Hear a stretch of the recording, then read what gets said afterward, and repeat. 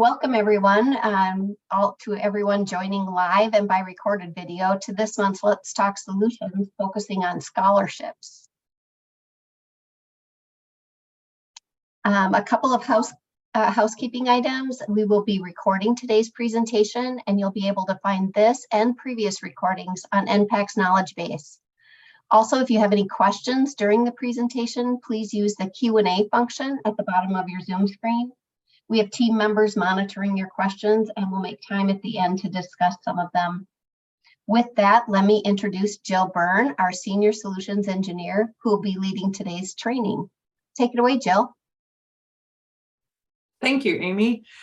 So today we're going to focus mostly on scholarship, and we'll look at the key features within the scholarship module, using a common application form, some basics, keys for success with those scholarship funds and setting up the criteria, and then how to use those non-standard form pages like addendums and references. And then, as Amy said, we'll open up at the end and have some Q&A.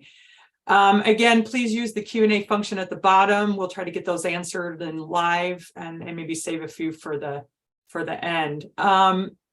Go ahead and advance the slides. So today we're going to mostly stay within the prepare and release portion of the scholarship life cycle. So for those of you joining us today that offer scholarships, you're probably really familiar with this cycle and how you kind of have a rhythm throughout your season and so forth. So today we're going to focus on prepare and release. Some scholarship fund basics and keys for success. You know, you do have to create scholarship funds. So we'll kind of go over that a little bit today, but your scholarship funds are really just your general funds that have been denoted in the system that they're also scholarship funds. And so that source fund, it can have multiple underlying scholarship funds, and each can have their own set of criteria and application forms. So just thinking of maybe the main fund, and then the scholarship awards might be different based on whatever that happens to be, such as maybe it's a arts fund, arts scholarship fund, and there's special criteria. And let's say if it's for different types of mediums, such as oil paint, or maybe it's different types of musical instruments, different scholarships eligibility for if they play a band instrument versus an orchestra instrument. And so just thinking of those various types of criteria, or what the applicant has to meet in order to be awarded or considered for that scholarship award, can all vary. And to do that, you'll just create separate scholarship funds and then can have that criterion be different. If you're using the match to fund features, be sure to try to use criteria that is not open-ended. And then if you want to include characteristics in your criteria, you'll want to make sure you build those characteristic list first before you get in to creating the forms, and then ask folks to pick from like a drop-down box. So that's a characteristic list. If you're using addendum pages, be sure to return to the scholarship fund and link it. You cannot do that after applicants have started submitting application forms. So if you forget to do that and then go back later and try to do that, unfortunately for any of those students that have already been filling out the form, they wouldn't see it. So don't forget to do that one.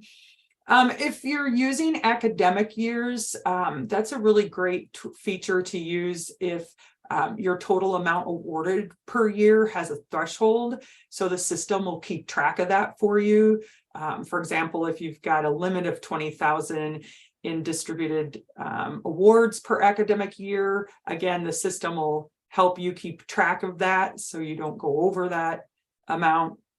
And then processing defaults. This is a really great option to set up so that when the application is being processed, let the system do some of the work for you and automatically apply grant types, workflows, addendums, and check designations. So all of that's under that processing default, and we'll be taking a look at that today. So for those of you that are using the match to funds process, this illustration is to kind of help with that and being successful with it.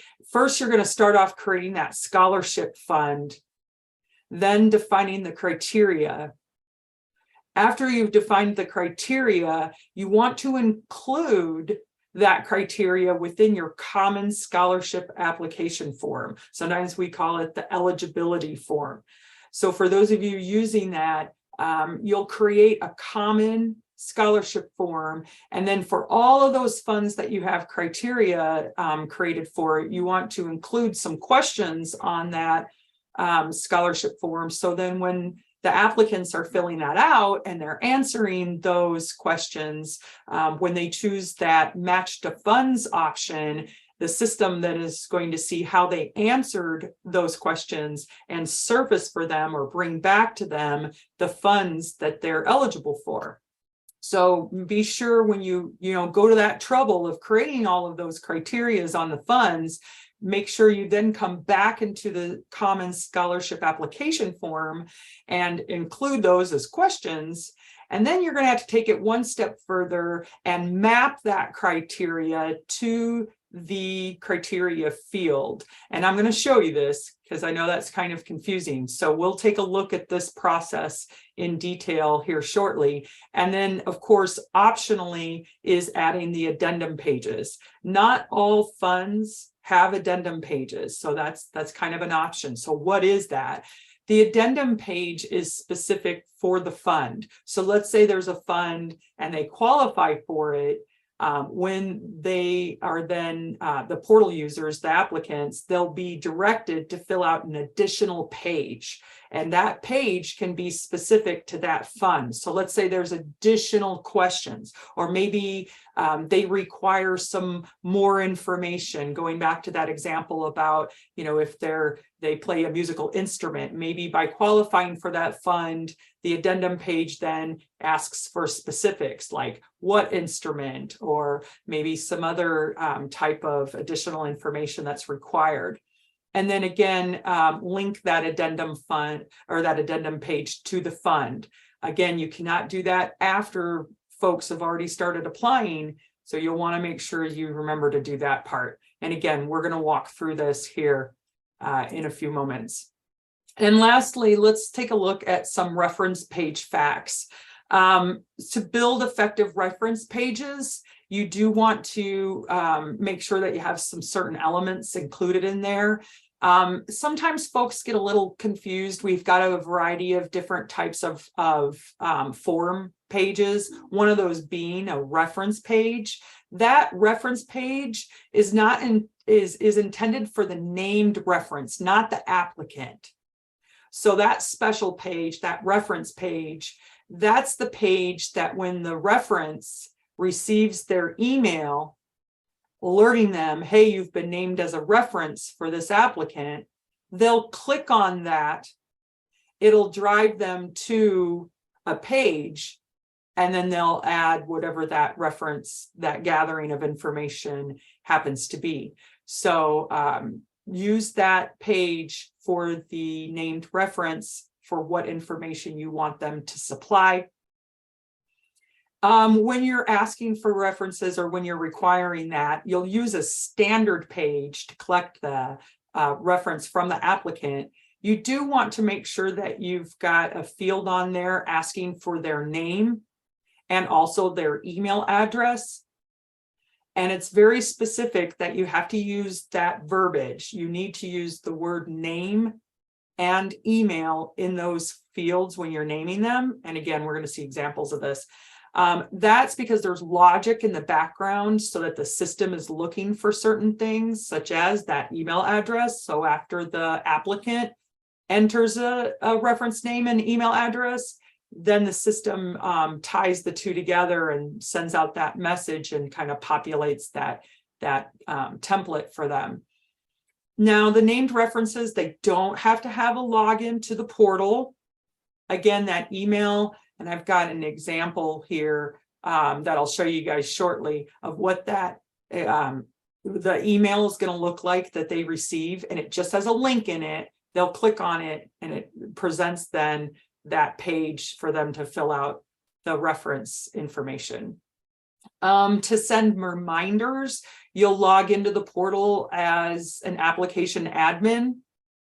And then we have a template called reference reminder that sends a message to the applicant, letting them know that their reference has not returned to the portal, has not come to the portal to fill out that form. So again, it's going to remind the applicant to then reach out to their reference. Okay, so on that note, let's get to going. I'm going to take the sharing. Let's see.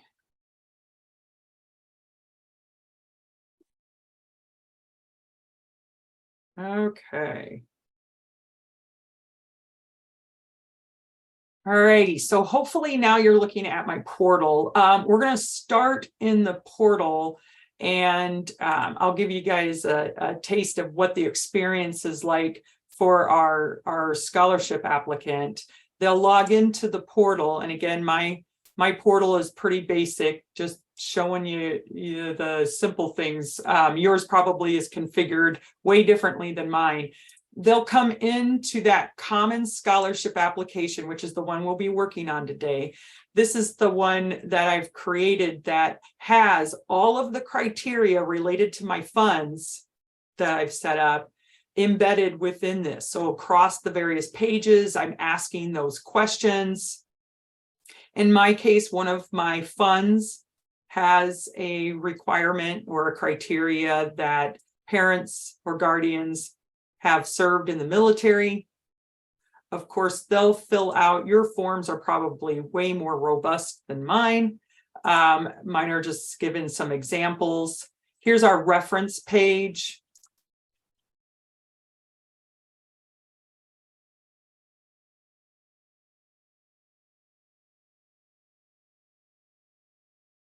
And then we'll send that request. I'll show you guys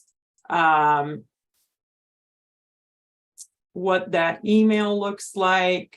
So the email that they'll receive, again, this is configurable within your portal.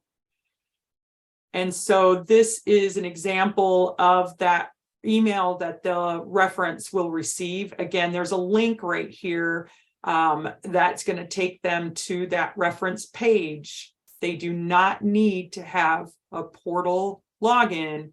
As you can see, it just takes them straight into that reference page where they can then fill out the information that you want them to supply. So that's our reference there. Let's use that match to funds option, and we see the various funds that my applicant is now eligible for. Now they can straight from here, if they want to choose to submit all three, they can certainly do that. Now it's taking me into my saved scholarships, and notice that it's prompting me about, hey, you've got one of these that has a reference, then they haven't completed that yet, and that's okay. For right now, since we just submitted it, got to give them a little bit of time to return and fill that out. And we'll talk about how we send reminder emails here in just a moment.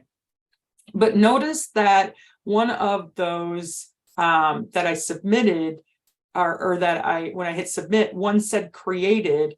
This is letting me know that I have an addendum page related to that. Now, there's a couple of ways that the applicant is reminded of this. You guys may have noticed when I first logged into the portal, there's some toast messages, some pop-ups that are kind of alerting me, hey, you've got an incomplete page. You need to go fill that out. And one of those are the addendum pages. So at this point, I can go straight into that addendum page and fill that out. Again, that's additional information that that particular fund is asking for. And when the scholarship applicant logs into the portal, they are reminded of these things, that their application has an addendum, they've got some references, and all sorts of reminders will come up and alert them to some incomplete items. So I'm going to log out real quick and come back in with administrator rights so that you guys can see how do we send reminders. So that's the application management, reference requests, all your various application forms will be listed. So here I have all of the references requests that have gone out. I can choose to send some reminder emails. There's also a couple other choices in here. When I send the reminder email, again, that's going to the applicant, reminding them to check on the status of their reference requests. They are in charge of reaching out to the reference. Okay, so let's hop into the grant system here and take a look at a lot of the things that I created and how you can go about doing some of those things. Let's first go into the submitted scholarship funds. So what are the scholarship apps? So everything that I just did out there on the portal comes into the system as a submitted scholarship application. So there's all the ones that submitted. Now you saw 3, right? But only 2 of them are showing up here. That's because out of the 3, I had 1 that had an addendum page. I haven't filled that out yet and submitted it. So that's why we're seeing 2 out of the 3. Once the applicant fills that addendum page out and hits submit, then I would see all 3 of them sitting here. Just to remind everybody, you do have these bulk processing options. We added this a couple of versions ago. This is really fun ways of being able to process in bulk and be able to progress your scholarships through your processes rather than one at a time. You can do that across multiple at the same time. All right, so let's go in and look at that scholarship fund a little closer.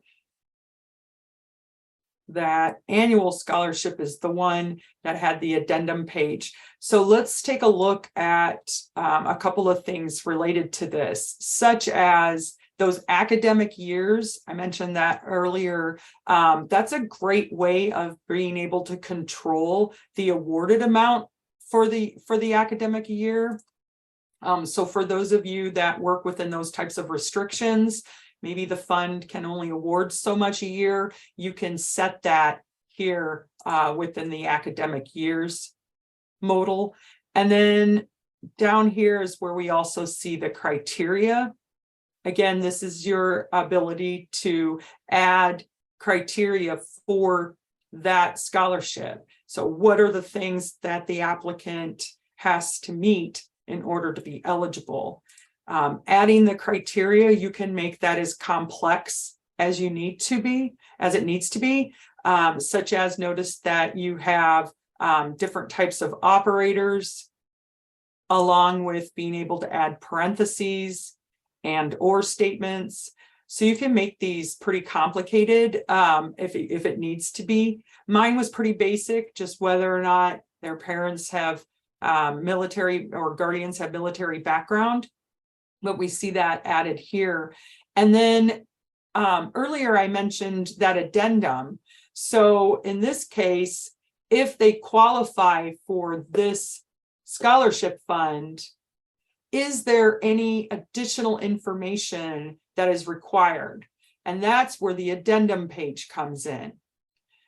Now I'm going to scoot into the form here in a few moments, but once I add that addendum page to my form, I need to remember to come back here to the fund, to the scholarship fund, and map that or link that to the fund. And again, that's kind of bringing it full circle. If you need an addendum page, add it to the the Common Scholarship application form, and then link to that from the scholarship fund.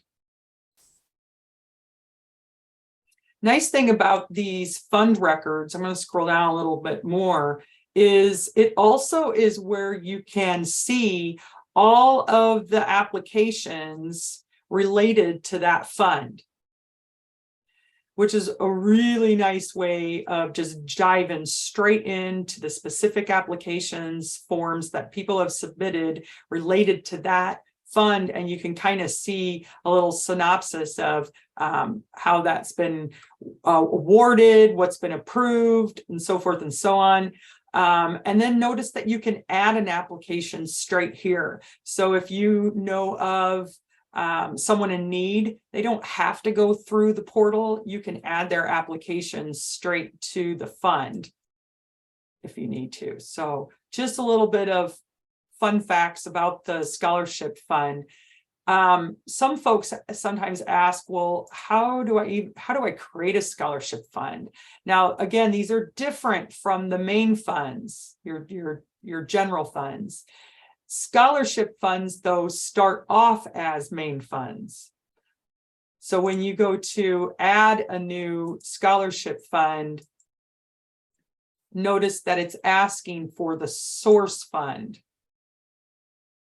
And I kind of gave you some examples of why you might have multiple scholarship funds related to the same source fund. So if that scholarship award has various types of terms or maybe different criteria, and so if you need to create multiple versions of that scholarship fund, you can do that. Back into that annual scholarship fund real quick, do notice that it links back to that parent fund or that source fund. All right, let's jump into that form. I'm using the Common Scholarship application form. Again, this is, we often recommend this and setting up some sort of either Common Scholarship application form. You can call it the eligibility form, you know, whatever you want to name it, but it's that main form that the applicants are going to fill out, and you're gathering all the information, you're having them answer the questions that then will trigger that match to funds. So the key to success with that is building the pages. Several of these are going to be standard. Notice that my student information, that one, let's crack that one open real quick, because within this is where I asked that military question, where I was asking, you know, did your parents or guardians serve in the military? So let's take a look at that one, because it is related to that criteria. So this is a very important step, and sometimes it's overlooked. So if you're wondering why your match to funds, that doesn't seem to be working, a lot of times we'll ask you to check your processing on the field and make sure that it's mapped to that criteria that you defined on that fund. So that's how you get that to work. Again, this is within the just a standard form, and that's where all my criteria is, so that I can have my applicants answer that before they hit the match to funds. Now, you might be thinking, well, how do I gather all of that together? Like, I'm getting ready to build my common application form. How do I make sure I've got all that fund criteria in front of me? So when I'm building it, I'm including all of that. So there is a way to go into the system under the diagnostics, and then this scholarship fund criteria testing. This gives you a little kind of mini report. Let's see, let's do scholarship criteria sorted by fund. Now, from here, I've got all of my various funds that have criteria. And I can take a screen print of this and print it out and kind of keep that next to me while I'm building my common scholarship application form to ensure that I'm including questions that have these criteria, so that, again, when the applicant hits that match to funds, that it that I've got all that criteria and I didn't miss the sum. All right, so back into our form here. Do remember you have the ability to preview your application form. So as you're building them, you can use this option to just kind of eagle eye the form as you're going along, make sure that you've got everything in there that you need to have in there as you're building it. So here's the addendum page. And remember, the addendum page is triggered if they qualify for that fund, and that fund requires additional information. So you don't have to have addendum pages, but rather, in this case, when they qualify for that annual fund, they need to come back and answer a few extra questions, like maybe some additional details about the military branch that their parents and guardian were in. For those of you who are new to this, really quick, I'll show you how to use our HTML editor. Once you define your fields, it's super easy to bring these in. You drag and drop the elements straight on to the form page. It's that easy. We've tried to make our forms easier for you to create pretty quickly. Validating the page just ensures that you've included all of your fields. For those of you that are building really robust and sophisticated forms, your field list might be super long. And so the validate page is just ensuring that you have not forgotten to put a field on the form page. Let's save that. And then also remember that you can flip through your various pages from this drop-down menu at the top. So let's scoot over to our student info, and remember the that military one. So let's look at that. Let's go into that field, because again, this one is related to my match to funds. So I need to make sure that I've linked that matching field criteria to this here, so that, again, the system understands that when the applicant is filling out this form and answering that question, that it is tied to a scholarship fund that has criteria set. So that's kind of bringing it full circle here. Let's go into that reference page. Now, the reference page, again, is the page that the reference is going to see. So again, the link that shows up in that email address is going to take them to this page where they'll be able to fill that out. Where am I asking for that? I've asked the student to list their references Now that's just a regular page. That's just a standard page, and I just named it list references. And then instructed them to reference or to name their reference and include an email address. Now, earlier I gave you guys the tip and trick of making sure when you do build a page that you want the applicant to list their references on, to include the verbiage, to include the word name and include email. And again, that's triggering some logic in the system to ensure that that information is included within the communications to that reference, and then also with assigning them to that page. Okay. Let's see. Let's go back into that fund real quick. So after I build that addendum page, again, don't forget to come back into the fund and link it here. Now, I usually name my addendum pages and include the fund name, because for those of you that may have many addendum pages, this list might get a little long. And so I usually try to include the name of the fund so that it's easier for me when I come back to this fund to find the specific addendum page that I built for it. Do notice while I have this defaults open that there's a variety of different values that you can set. These are kind of nice, helps your processing, such as when you're processing an application and it's approved, it's going to advance. So therefore you need to create the scholarship record and the grant record.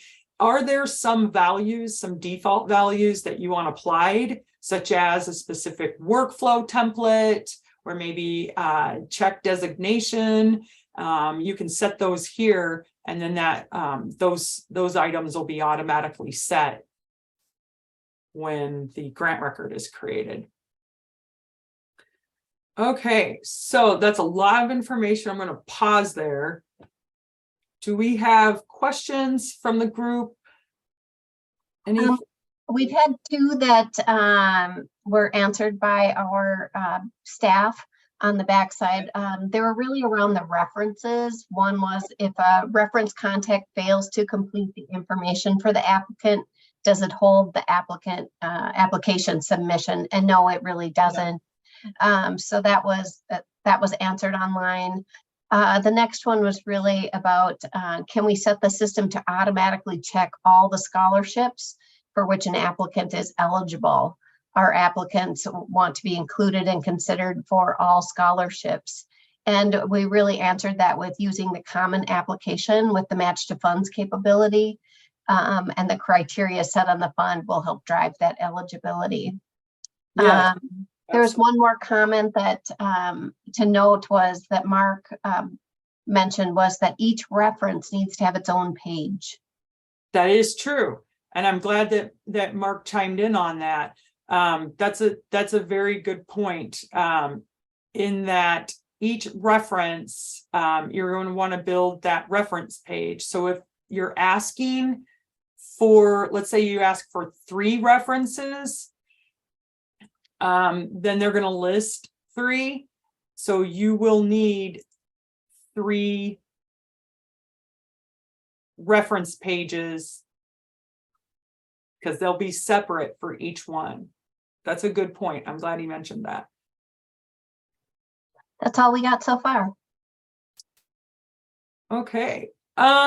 Just for everybody on the call today, we have some future white papers coming out, and also another LTS related to scoring. There's a lot of questions around how to appropriately set up reviews and then committees, and how to properly set all that up. We're in the process of writing a white paper, and then we'll have another LTS on that. So we're not going to cover scoring today, but we'll be doing that in the future. I can hand it back over to you, Amy, because I'm kind of at the end of my agenda. I'm just looking through everything, make sure I went through. Oh, I know, wait, there was one more. Let me go into my application, or my scholarship fund again. So earlier I was showing you guys the criteria, and when you choose this add criteria, there's a drop-down box with a variety of values in this. So how do you define criteria? Notice you can't add to this from here. So where you build your criteria, let's go into the custom fields and scholarship application. And from here, you can build specific criteria, or you can go in and have just a general bucket of criteria and define that, what type of data field, and so forth. So I just wanted to leave you guys with how do you build your library of criteria. So when you get to your scholarship fund, you'll have these values present. So again, that's in here. Oops, scrolled too fast. Right here, that list.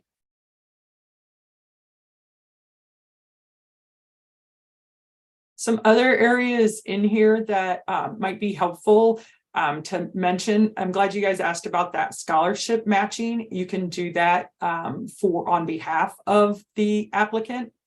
They don't have to go through the portal. And then any of those processing that you want to be able to do in bulk. Just to remind folks, we added this a couple of versions ago, your ability to process scholarship applications along with assigning funds, any sort of allocations that are needed.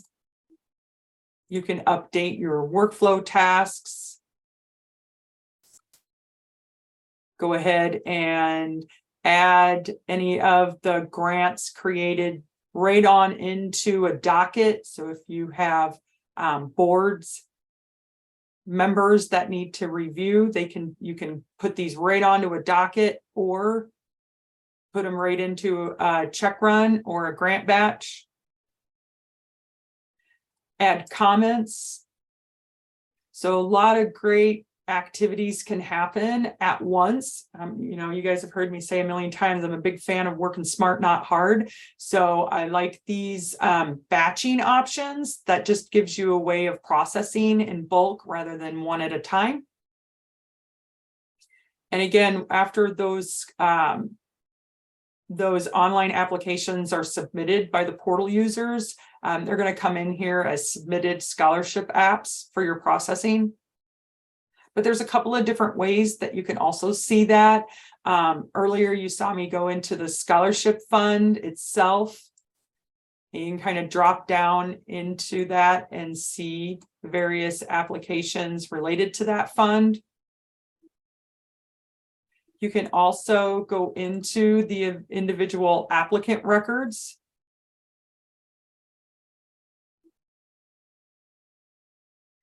And see the various applications that they've submitted. That's a really good idea. So if you have a student that needs help and maybe you want to go in and be able to see their application form, and then being able to go in and see the various institutions that you've built in the system. And then again, do that scholarship matching kind of in a manual way if you need to do that. Okay, I'm going to go ahead and toss the ball back over to you, Amy. Great. So I know that was a lot of information. Thank you, Jill. That was invaluable. If you have any questions or any questions for the speakers, our email addresses are on this on the screen. So please reach out if we can help you. And before we go, we just want to mention, oops, I went too fast there. Our February Let's Talk Solutions is going to be pushed out a week. NPACT will have a company-wide offsite for all of its staff on the week of February 13th. So we're going to move the Let's Talk Solutions out 1 week to February 22nd. So please mark your calendars for that. And I want to thank everyone for joining us today. This was a lot of information, and we know it takes a lot to soak all that in, but we will be sharing this video on our knowledge base. So please reach out if we can help. Thanks all for joining.